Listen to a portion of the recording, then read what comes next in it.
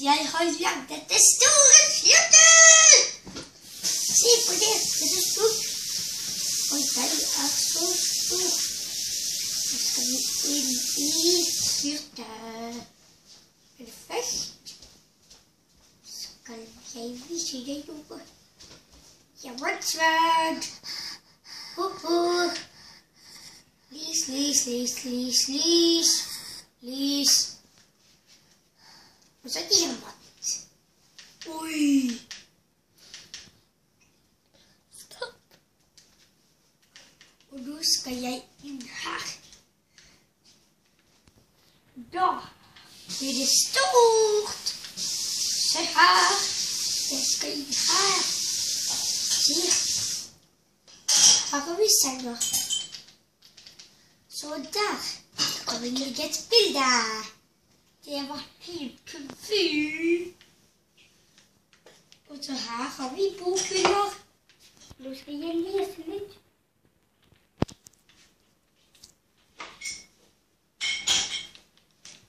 Det blir fin lesing.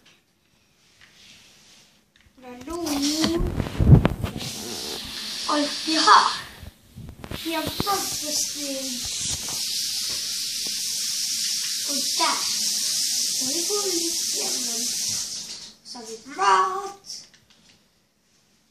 Og den maten er god. Men vent litt her. Jeg skal steike litt mat her borte. Og har vi da noe som ikke steiket her? Ja, der! Pølse.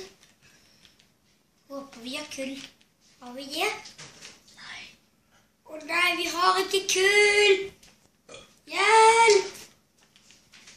Nå kan vi bli kjøttsulte. Hallo, skal vi høyere opp? Musikken. Se her. Så vil jeg ha på litt lyd.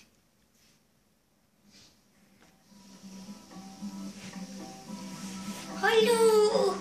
Hører dere fine lyd? Var den fin? Oi, ja, så klart. Hva er det du gjør? Diamantgull! Se! Det er fint! Fint, fint, fint! Nå vil jeg høyere opp. Det er fint. Her? Jeg fanger, fordi jeg har jo ikke fanget noe. Her er det fint. Og der, her er toppen av det høyeste slottet du har sett. Og alt dette har vi lagd på Survival. Og alt dette har vi lagd på Survival. Og der er det kult. Se her. Og så nå skal jeg ned. Og den skal ta litt lang tid, for det er så høyt. Det er litt. Og kan jeg. Nå skal vi opp i dette tårnet. Dette er vokttårnet. Men det er ikke like høyt. Hjelp meg!